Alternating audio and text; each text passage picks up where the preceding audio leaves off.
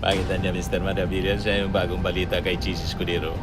Yan ang latest ngayon. Sandigan Bayan starts hearing on bid to block Escudero from leaving Philippines.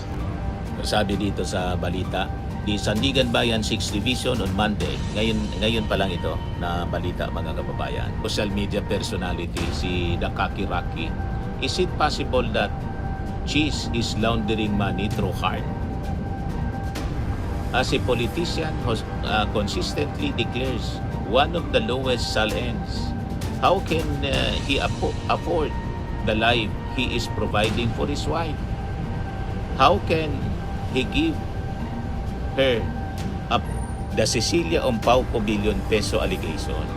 Sa isang viral interview, hayagang sinabi ng ina ni Hart na si Cecilia, pinangakuan daw siya ni Cheese. Nagbabagang mga balita at pagtalakay sa mga isyu ng lipunan. Bulsa! Opinyon, banat at paglalantad sa katotohanan. Bulsa! What you see is what you get. You decide. Mga kababayan, si Dante Maravillas. Pag-usapan natin si forthwith Senator Cheese Escudero. Pakita niya Mr. Maravillas, siya yung bagong balita kay Cheese Escudero. Yan ang latest ngayon. Sandigan Bayan starts hearing on bid to block Escudero from leaving Philippines.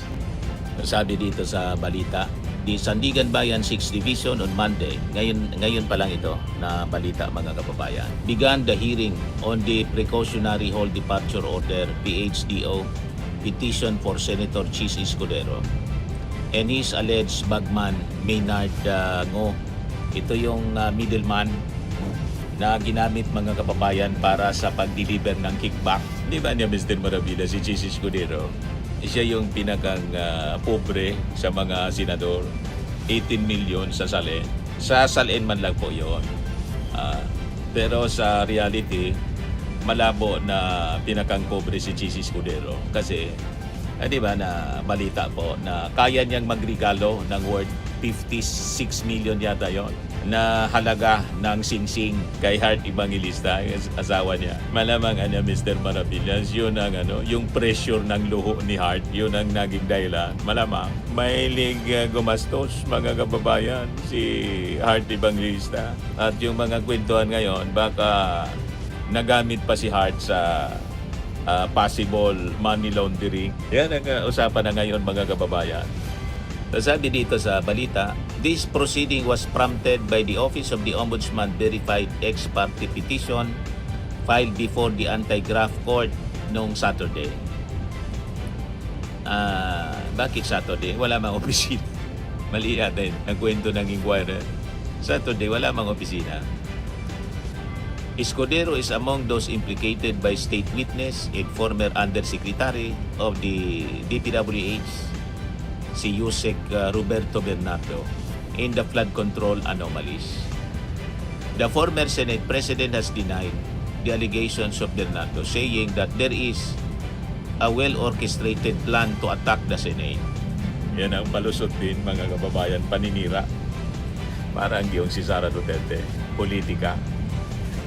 May mga money trail, may mga ebidensya na nakita at may testimony, itinuturo siya mga kababayan na tumabo ng kickback.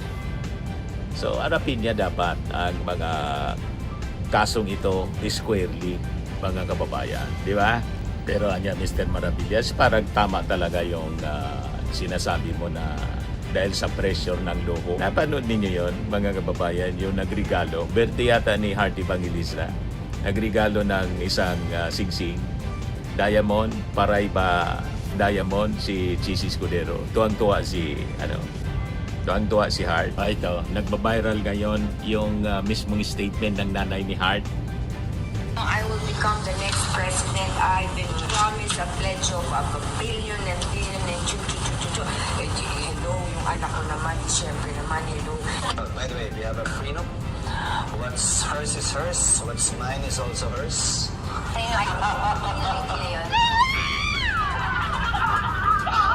Isa lang, wala rin iba?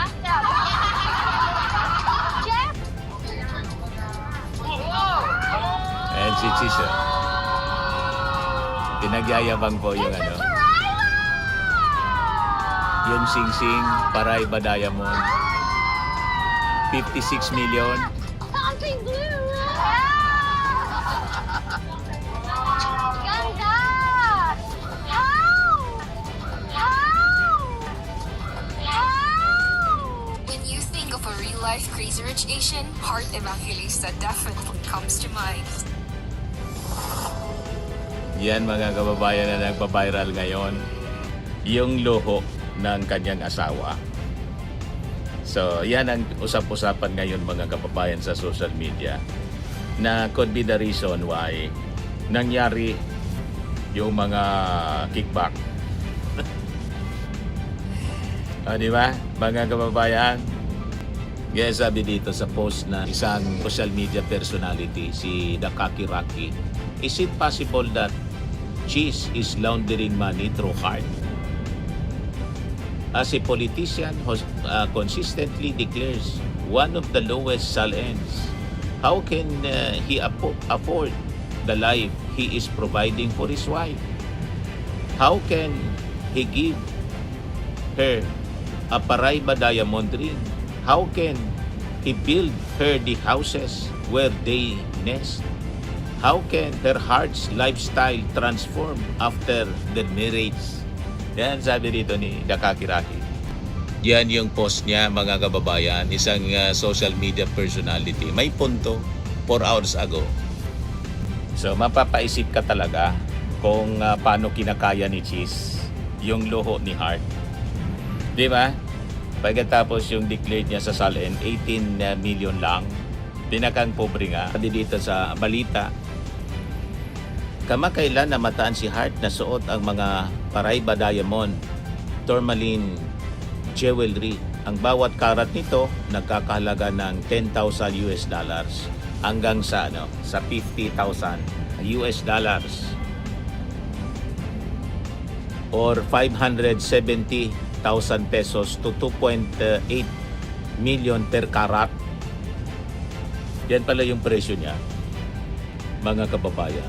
Ang isang buong set, necklace, earrings, ring, ay madaling aabot sa 50 million to 100 million pesos. Matindi.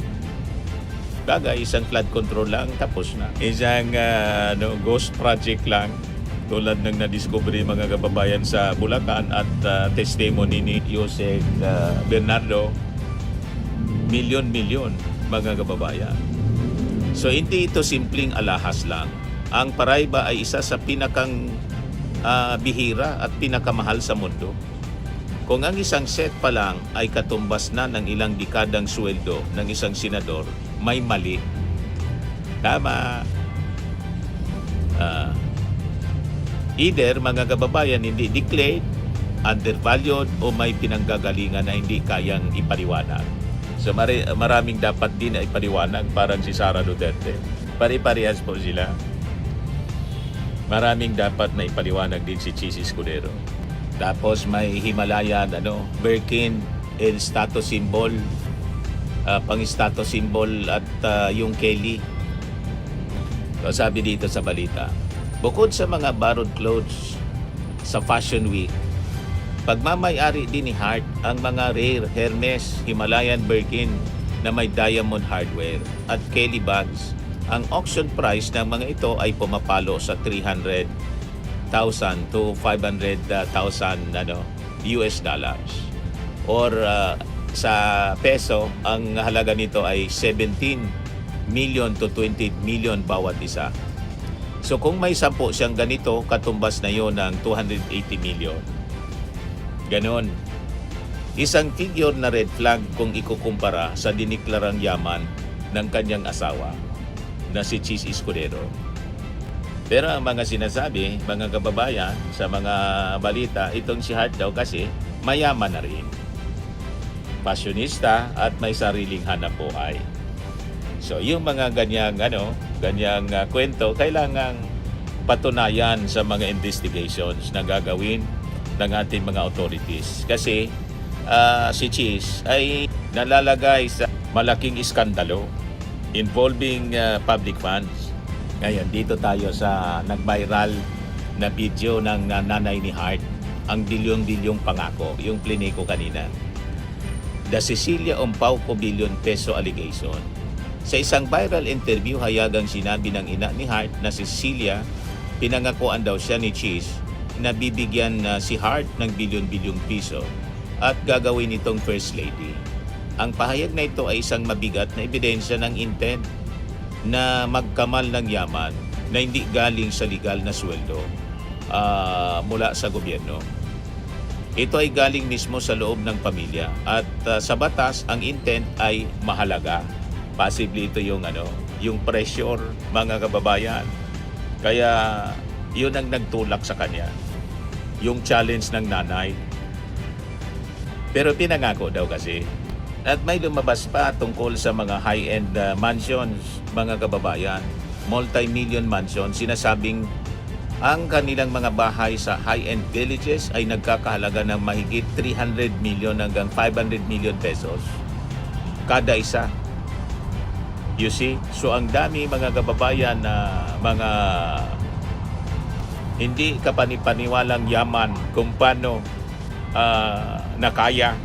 So kung ito ay hindi tugma sa kanyang earnings bilang isang senador, alam po ninyo, ang earnings ng isang senador, nasa 270 to 300,000 pesos per month man lang po ang sweldo. So, ang tanong, saan galing ang pera para sa maintenance, sa staff, sweldo ng mga staff at mortgage. Ganon lang yun, mga kababayan. Sa security, sa utilities, etc. etc.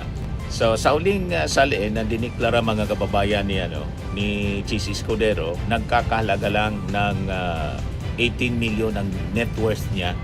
So sa isang analytical perspective, ang isang gabi ni Hart Evangelista, mga kababayan, sa Paris Fashion Week para sa kanyang hotel, ng mga damit, security, at siyempre may mga kasama pa. Di ba? Kayang ubusin po ang kalahati sa idiniklarang yaman ng kanyang asawa. Kalahati ng 80 million ubos. Sa lifestyle niya, ni Cheese Escudero. Sa lifestyle, mga kababayan, ng kanyang asawa, si Hart. Tama po, mga kababayan. But anyway, tingnan natin yung ginagawa ng mga investigasyon ng ating mga authorities dito po sa flood control scandal. Ayan man lang po, mga kababayan, yung short video natin. Ako po si Dante Maravillas. Bye-bye po. God bless. Max Firming and Lifting Cream, pinapahid po sa mga pulses in affected area. Mainam po sa paninigas ng mga kaso-kasuan. Ito naman po, Automax Radiant Serum. Sa mukha naman yung application. Anti-aging po siya. You will look 10 years younger than your age. Sa mga cancer patients naman po, baka lang gusto ninyo itong itry. Neng siya Red Mix Fruit Drink. Hindi mo po siya gamot, food supplement siya. Kaya lang, gawa siya, mga kababayan, sa goji berry. Yung goji berry may anti-cancer properties. O ngayon, yung mga inquiries ninyo, dumiritso na lang kayo sa aming messenger sa Facebook para masagot namin agad. Ayos pa? Ayos na ayos niya, Mr. Maravilla. Sa mga nagana po ng malinis and spacious fitness gym, pumunta lang po kayo sa aming Colossal Fitness Gym. May Grab car rental din po kami. But anyway, ito po pala yung aming bagong product na binibenta online. I am worldwide amazing pure organic barley powdered drink mix from Australia. Negosyo to ng aking anak na architect entrepreneur Riz Maravillas. Ayan po.